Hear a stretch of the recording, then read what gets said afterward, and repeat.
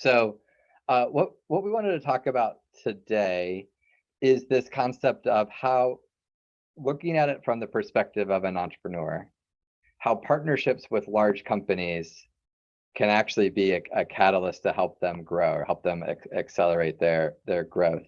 And so what I wanted to do in the next, roughly 45 minutes or so is walk you through a little bit about why I think companies are trying to do this, talk a little bit about different models that are worth keeping in mind from the entrepreneur's perspective, and then finish up with just some things you may want to keep in mind if you decide to go down that path.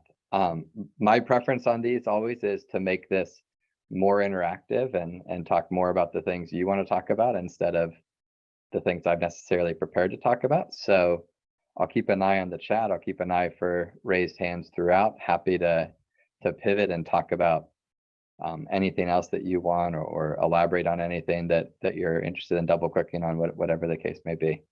But that's kind of the goal, at least coming into of the talk today, is talk about how large companies can actually be an accelerant for startups and how to think about that a little bit.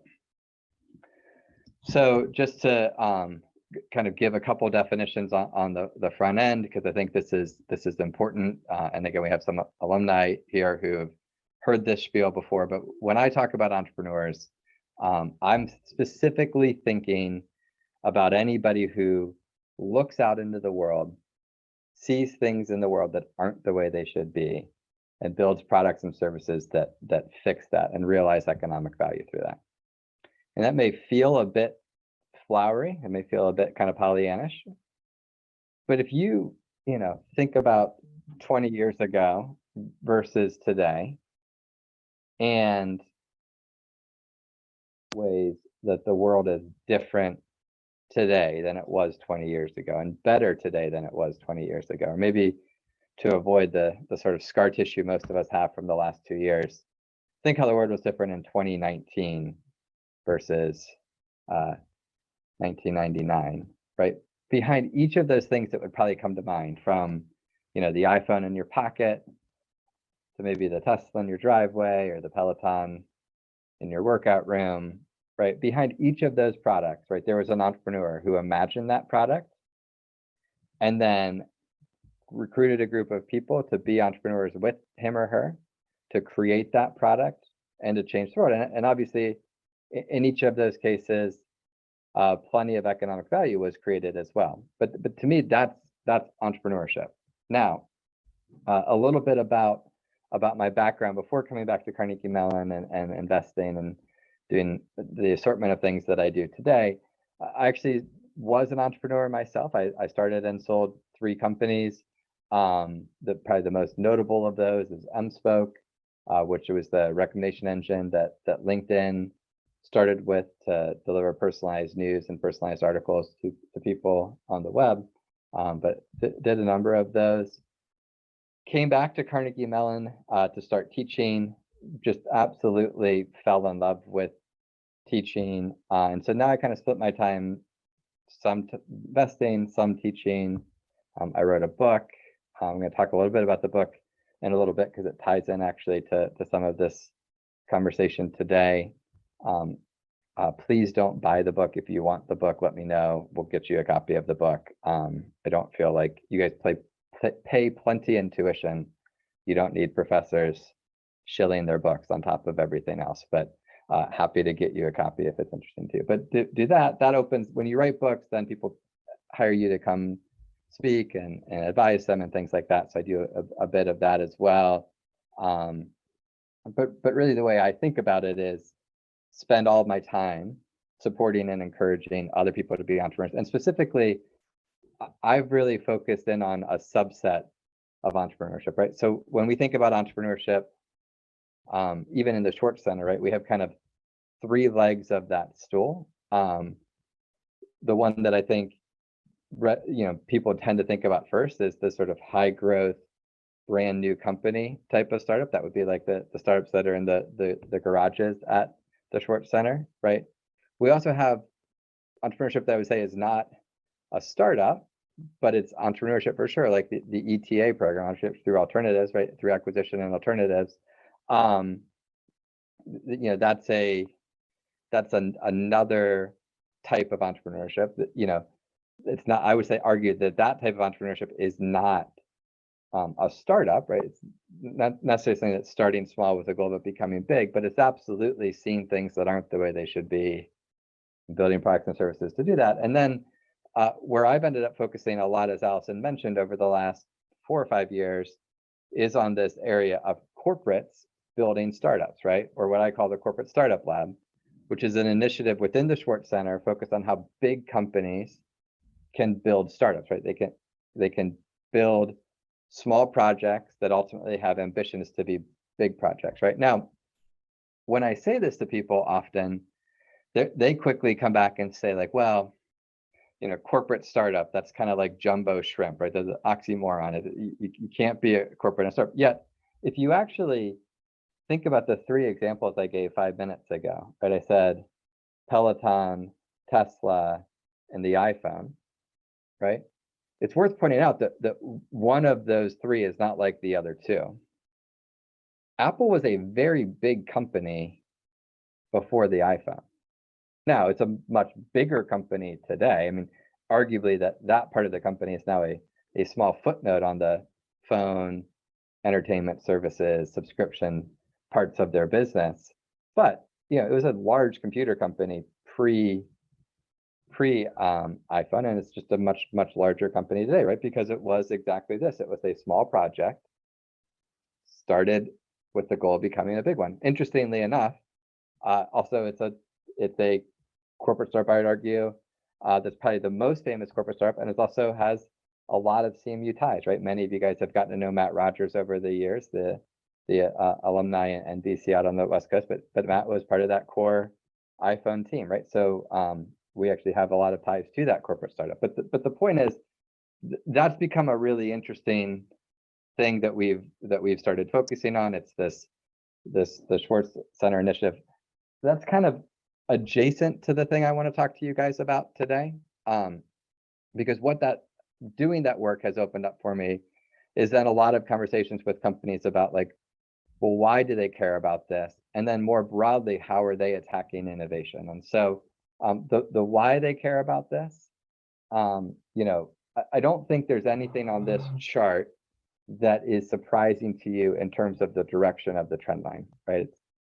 But this basically arguing is that if you got on the S&P in 1955, you could expect that your successor and your successor's successor would also be on the list. It's arguing that today the trend line is like you're hoping that your tenure you stay on it, right? And there's a variety of reasons for that, but the biggest reason for this, which I think we know, is that the things that make companies relevant keep them relevant for shorter and shorter periods of time relative to sort of 20, 30, 40, 50 years ago, right? And so companies care a lot about building these transformative innovation projects because they need to figure out a way to remain relevant, and they realize that the things that made them relevant won't keep them relevant. And so we think in general that's solved through doing transformational innovation, right? That's working, attacking adjacent or brand new customer segments with adjacent or brand new capabilities, right? And to me, like doing that kind of work is key to not disappearing. And there's a variety of different ways that you can do that kind of work. But I want to now bring us back to the perspective of, okay, that's sort of why the companies care about this. Now, again, the target audience for this workshop today is not large companies trying to do this, although we spend a lot of time talking to large companies basically about these kinds of activities and why it's important for them. But I actually want to take it from the other perspective today, which is from all of you as entrepreneurs. Why do you care companies are increasingly caring about this, right? And I'm going to argue the reason for that is because one of the other things about entrepreneurship that's true is it is absolutely true that entrepreneurs create the world the way the world ought to be. But this is an important but it often takes the world quite a bit of time to catch up with that. Or to put it another way, right? Often the most successful startups look obvious in hindsight, but at the time are quite contrarian, right? You know, I mean, I've talked to some of you about this from class and just people I've interacted with, right? You know, to me, the iPhone is a great example of this, right? It was not at all obvious that the solution to better mobile computing on a phone was to get rid of the keyboard. In fact, I think if you'd asked most active BlackBerry users about their BlackBerry, right, they would have told you the one thing not to touch is the keyboard. Now, that's not to say it's not really important to figure out what problems your customers have, but it is to say that like your job as the entrepreneur is to take that obsession about the problems that your customers have and develop the right solutions set against that, right? And often it'll take the world some time to catch up with you. And so when I think about that act of taking time to catch up, one of the things that's become interesting to me is, and this actually was the beginning of the book research, but you know, the book came out in 2016 and most of the research was done in 2014 and 2015 for the book. If I were writing the book today, which I'm not committing to doing, in fact, much to my agent's dismay, I continue to tell him I have very little interest in writing another book because it's kind of PTSD from the first one still. But if I were writing the Science of Growth today, I would actually add a whole section around this as another example of what I call catalyzing events, working with large companies, right? But to step back for a minute, the work that the book and the research behind it started at was looking at, okay, how do some companies get the world to catch up and take off faster than other companies, right? Like what makes some companies take off and some companies fade away? And so the way this is often done in business literature is what our colleagues in the organizational behavior department would call selecting on the dependent variable. What they do is they do a study where they look at companies that have been successful and they say, okay, the things that are true about those companies must be what makes them successful, without ever asking themselves, well, do the companies that weren't successful did they also do those things?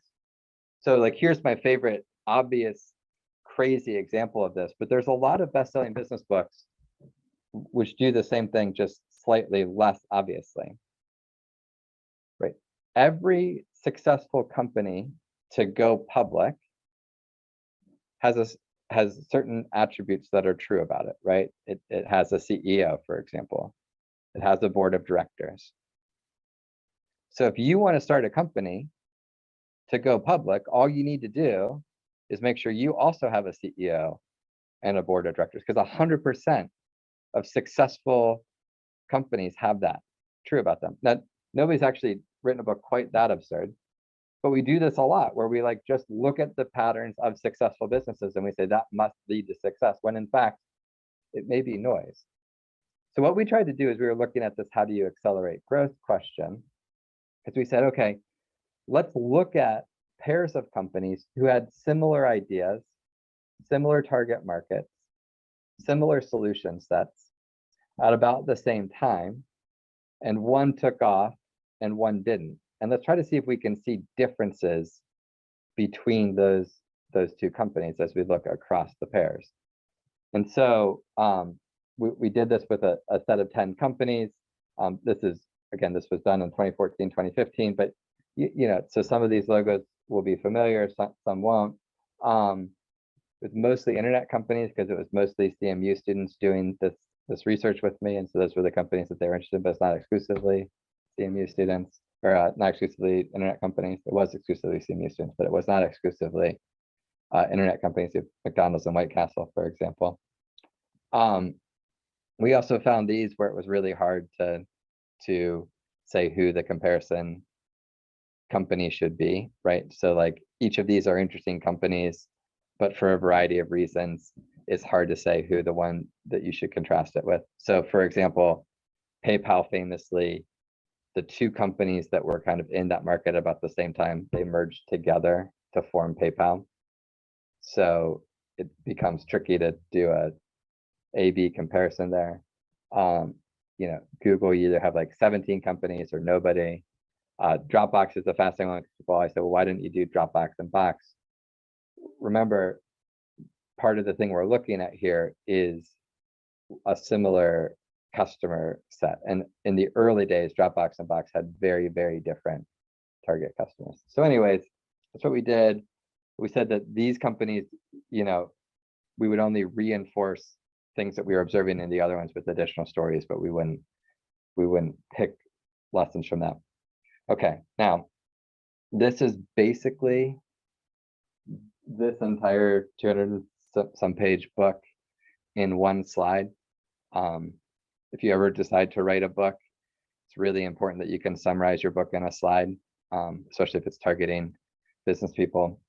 So the basic layout of the slide is that it starts at the here. So you start with what I call the 4 prerequisites, the 4 things that have to be true before you worry about trying to scale it up.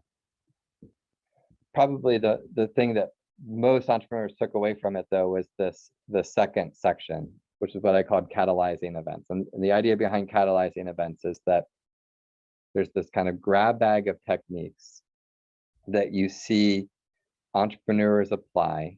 They don't do all 4 of these. So like they do all 4 of the prerequisites. We saw consistently all the elements for sustained long-term growth. But the catalyzing events, the idea is that they sort of pick 1 or 2 of these that work well for them as a way to really quickly increase the number of customers. And often later, the catalyzing event is described as kind of the launch event of the company. So for example, if I say, where did Twitter start? Most people will tell you Twitter started at South by Southwest.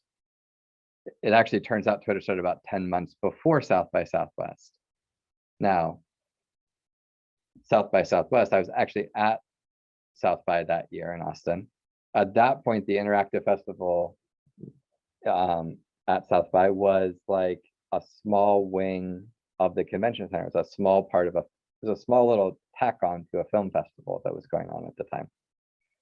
So South by Southwest has definitely profited off of the narrative that successful companies are unveiled at South by Southwest. And Twitter also is a great founding story, right? So it worked really well for both sides to say that that's one. But it turned out Twitter had been around for a long time before that. It turned out that also a lot of their most active users were at South by, and that it became this great early proving ground for the value proposition. And it's sort of great moment where it had what we called this kind of double trigger event. We talk more about that and the other 4 in here.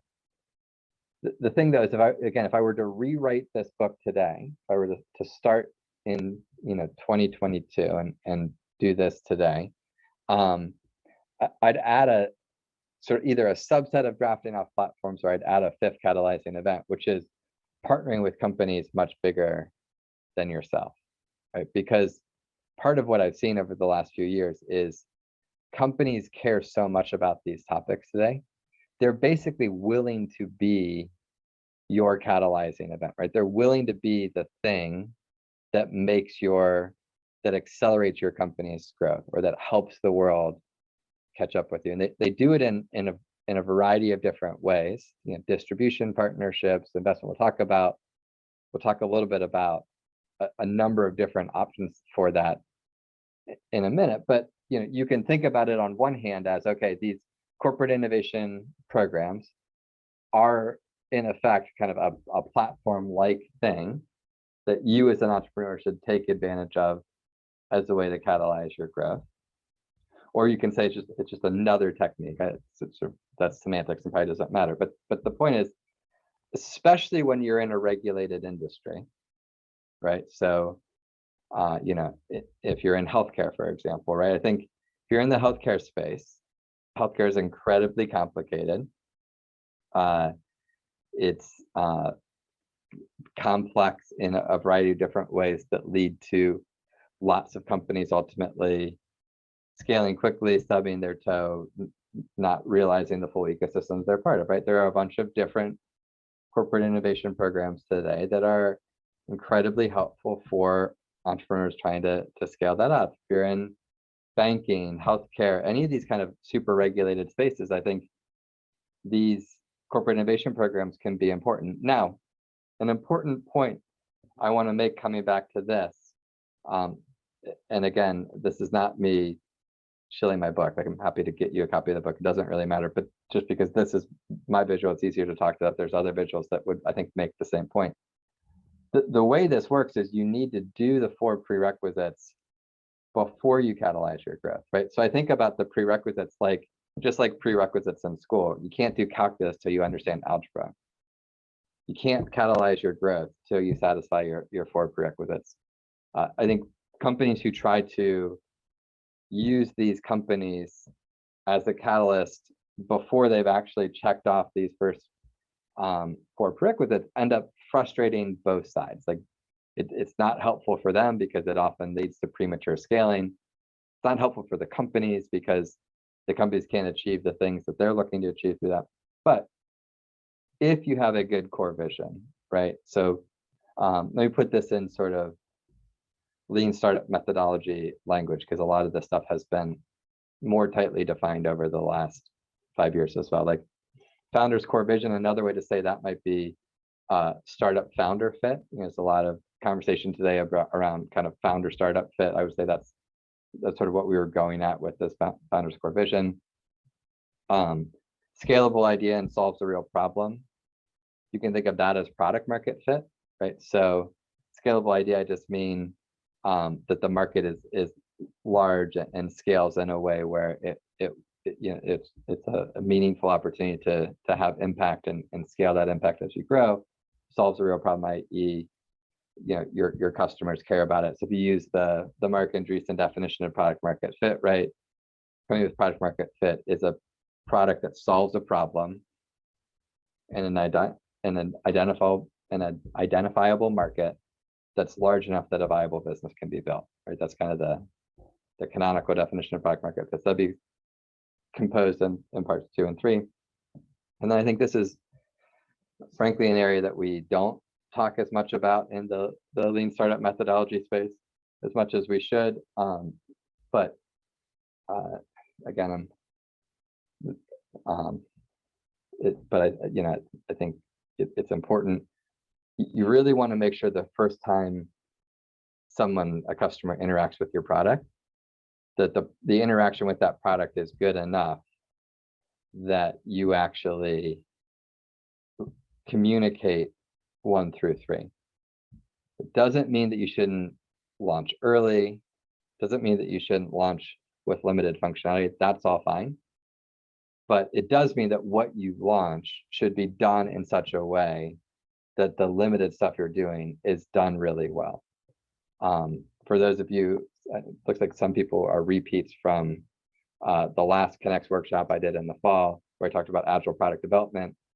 Right, this is the essence of why we call them minimally awesome products and services instead of minimally viable products and services. Right, you want to do something limited, but you want to do it in a way with excellence. Right, so the point, though, for the context of this workshop today is all 4 of these really should be things that you can clearly check off before you go to a corporate innovation group to look for them to scale up what you're doing.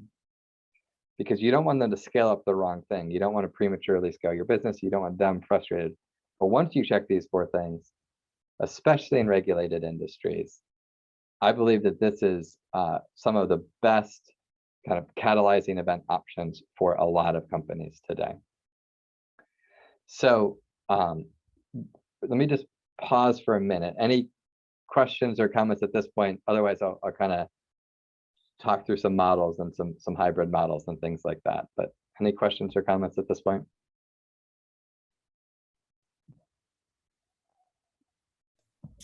Yeah, can you elaborate on the part that it's best, especially in regulated industries? Yeah. So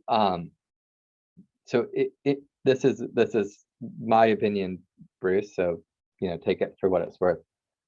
But my opinion, both when I look across investments I've been part of, entrepreneurs I've followed, the more regulated the space is, the more value that the company can provide to the startup beyond just their customers, right? So when I think, for example, about in the healthcare space, we've done a partnership with United Healthcare to launch the Optum Startup Studio inside the Swartz Center, right? And when I think about what Optum is bringing to bear there, certainly part of it is the same thing you would get in a non-regulated industry. It's access to a bunch of customers.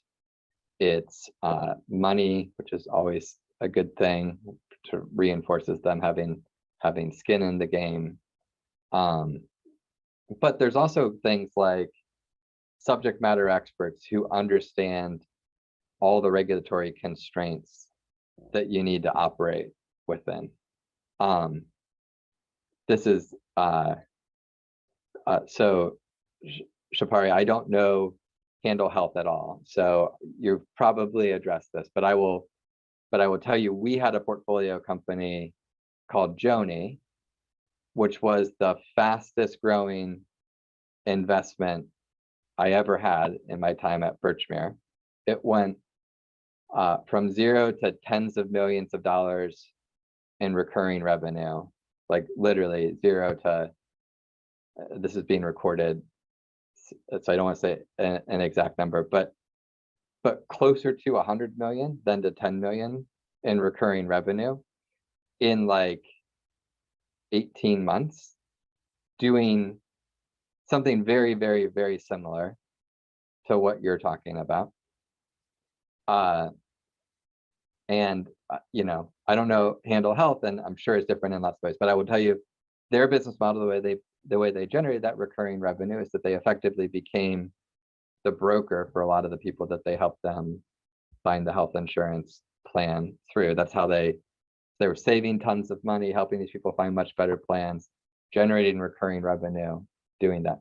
I tell this story not because of Handle Health, but I tell the story because to me, it really illustrates the value of having partners in regulated industries. Joni went 0 to lots of millions in revenue in about 18 months. And within 6 months was out of business. And the reason, in a nutshell, again, keeping in mind that this is being recorded, but the reason in a nutshell that it went out of business so quickly is because there were some regulatory things that didn't work out. I might argue some of the things that the insurance companies did weren't completely above board, but that's probably not something I want to put on YouTube. But anyways, the point is, we like incredibly fast growth to a write-off as a VC. And honestly, on that side, it's fine. Like, I'm part of the art of being an investor is that you take a lot of swings like that. Some of them make you a lot of money. Many of them go to 0. That's fine. If that bothers you, you're probably in the wrong business. So I don't really feel bad about it from that perspective. But I do often reflect back on that and think, like, if I had a vehicle like the Optum Startup Studio, where United Healthcare, arguably a third of the US healthcare, runs through UHG in different ways. If I had a company like that, partnered with someone like UHG, my intuition, unprovable, my intuition is that the regulatory constraints would have been different, and I bet we would have kept growing instead of going. Right. Now, that's not to say that if you're in the fitness space that a Nike can't provide the same benefit to you? They absolutely can. But if you contrast Nike's benefit to a fitness product versus Philips's benefit to a medical device business, often, very, very similar in the sense that like both of them are, health products. I do think it's a lot of the same value, but there's this incremental value you can get from these regulated space. And there's a lot of tribal knowledge in some of those regulated spaces today that I think makes these corporate partners particularly compelling. Now, there's a bunch of things to be cautious in as well. So it's not like these are all sunshine and roses and they only work out great. I think you have to be conscious of what you're signing up for, what the model is, expectations on both sides, a lot of those things. But I think they can be incredible accelerants to you. Does that make sense, Bruce? Yeah, thank you very much. Is that also like reason why many like autonomous driving companies are partnering with like automobile OEMs? I think, I mean, I don't want to speak for them, but I think that, many of them have said exactly that and have said yes for exactly that reason. Last year at the Corporate Entrepreneurship Forum, so CSL runs the big forum every year. Last year at the Corporate Entrepreneurship Forum, Dave interviewed the president of one of those autonomous vehicle companies who's partnered with Volkswagen, right? And he talked about exactly that kind of benefit that he's getting through that partnership. So I think that's absolutely right. Thank you. Yeah. Cool, that's a great question. Again, my preference here is to talk about the things you want to talk about, not what I want to talk about. So can answer any other questions or we can keep going here. Okay, we'll do a few more minutes and then maybe get you guys out a few minutes early as well, which is fine. Okay, so when I think about this from the company's perspective, right, we're flipping back for a moment, just look at this from the company's perspective. Yeah, I've become convinced, and this is through some work we did with IRI and a local consulting company, Echo, where they did a literature review and talked to dozens and dozens of corporate entrepreneur leaders, right? You sort of see three broad buckets that companies tend to think about. So this is, again, them looking at how to remain relevant. There's their general R&D innovation group. There's the kind of, often they have a group of strategic renewal, business model innovation, that kind of thing, process ranging.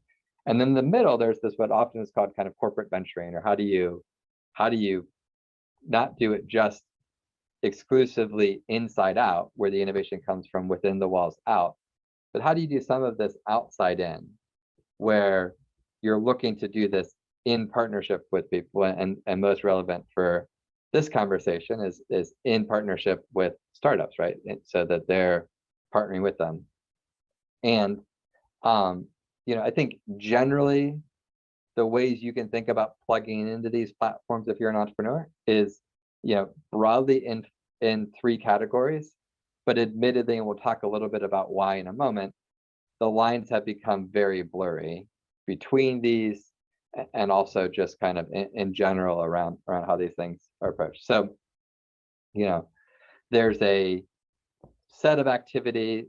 Some might break these into this first bullet into two bullets, but there's a set of activity. I think the line between these two becomes really blurry if you try to delineate them as two separate programs, but you have kind of open innovation or innovation challenge type programs where they say, hey, I will offer a prize of X dollars to any company who can help me solve this kind of problem, right? It's sort of a flare they send up, hoping that entrepreneurs who are working on that problem become aware of that, partner with them. They show that they're serious about this by the money they're putting behind that. That's sort of adjacent to, and there's some overlap with this, with programs where they're doing first customer programs. So there's actually a great newsletter, I think it's in the Swartz Center resources, that Neil Sony, a colleague of mine, puts out every other week, where he publishes 10 to 15 open innovation challenges. So you can see that and keep track of those. The first customer programs are a little bit different, but again, the line is pretty blurry. But when I say first customer program, I'm also thinking about things like as an example, locally in Pittsburgh, the Bayer Covestro G4A program, which is where they actually have an efficient procurement process to bring in startups across the different areas and different use case problems that they have, more efficiently get them through procurement, more efficiently and effectively pay them their first thing, and also pair them up with a subject matter expert. So that's less innovation challenge. Like, it's not like everybody gets the same amount of money like they would in an open innovation challenge, but it's this streamlined, easy to interact with program, right? Then you've obviously got all the startup accelerators. Those have become super amorphous. There's a ton of different options that are really close, as well as some kind of startup studios, right? So to me, the distinction I'm drawing here between the accelerator and studio model is blurry, but I think about things like J Labs or the Optimum Startup Studio as more studio type thing, where there are use cases that are driving the accelerator program. I think of more kind of open traditional accelerators just focus on a vertical space, more like what Highmark and Alpha Lab are doing together with Alpha Lab Health, for example, right? So that's not use case driven, that's not SME driven, but it's sort of, hey, here's a general area we're interested in and a general cohort-based program that we can take you through.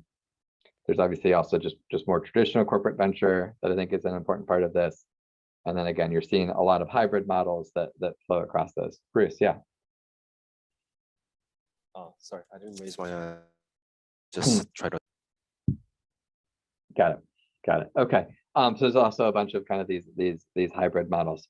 Now, I think it's worth just adding a little bit of context to why you're seeing companies try to specialize, try to differentiate here. And I think this is important context for you to have as an entrepreneur as well. So I'll do 2 minutes on that and then leave you with a couple of tools that can help, and then we wrap a little earlier, take any final questions. So be thinking if there's anything else you want to talk about. But just on the context side of this, I think it's important for you to know, even if you're not interested in corporate startup partnerships, it's just important to understand how the ecosystem is changing, right? We've seen, an explosion of venture funds.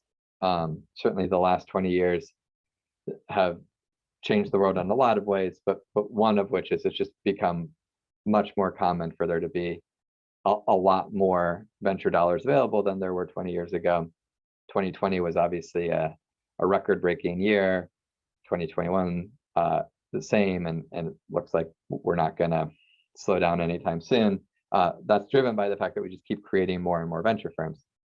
The important part of this, though, is that basically the non-seed funds are basically relatively steady. So if you look at the blue line here, you can see, roughly plus or minus a little bit, about 100 funds a year that are non-seed funds.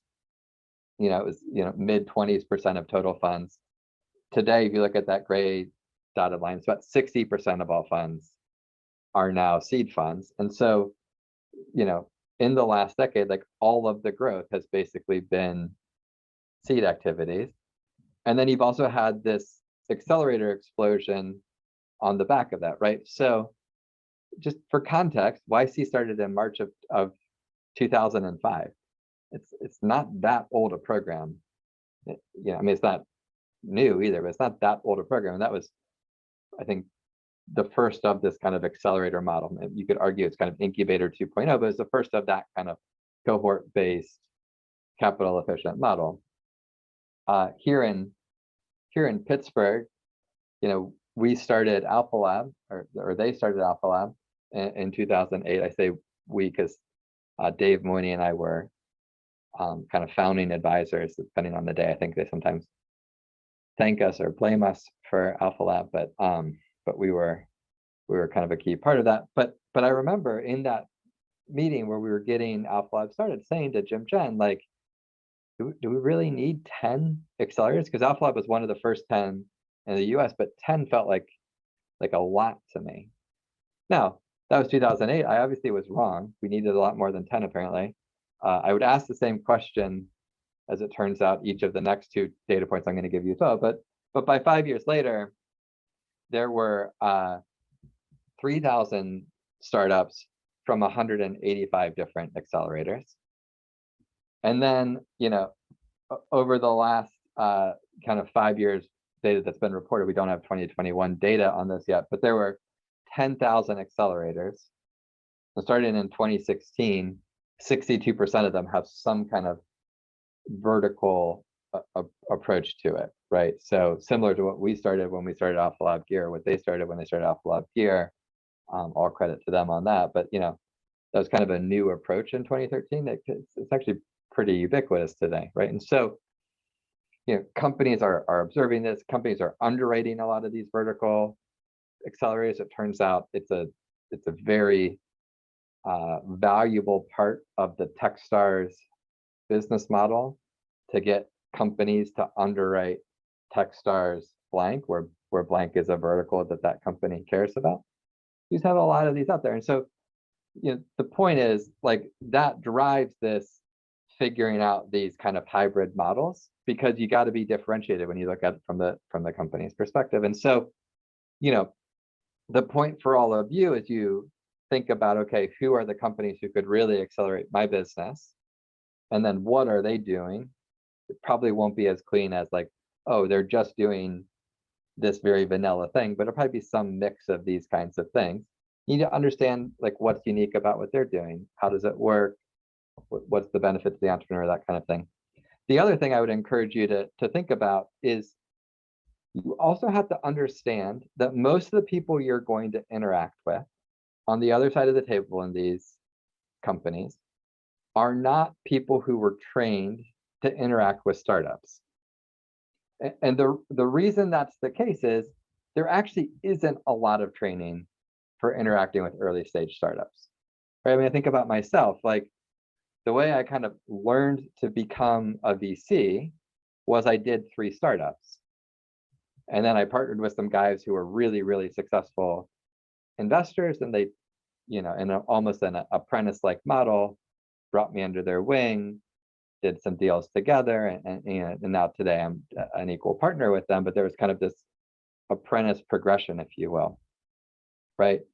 There's not a lot of programs like that for, chief innovation officer at Highmark, right? In fact, the chief innovation officer at Highmark came up through the line of business, and that's not just unique to Highmark, at UPMC, at Optum, at PNC, all these places, right? They tend to come up through a line of business, have success there.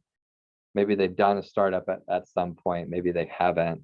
But regardless, they tend to have some lens looking into it. And so we've created a tool for a completely different purpose at CSL that over the last couple of years has been really, really helpful for entrepreneurs preparing for these conversations as well, which we call pitching innovation to the C-suite. And the idea behind pitching innovation to the C-suite is that around the topic of innovation, depending on the discipline you come from, there are going to be questions that are going to feel really obvious to you that may or may not be obvious if you're not from that discipline, right? So the innovation questions that are obviously important to someone from a marketing background are going to be different than the innovation questions that are obvious to someone from a finance background.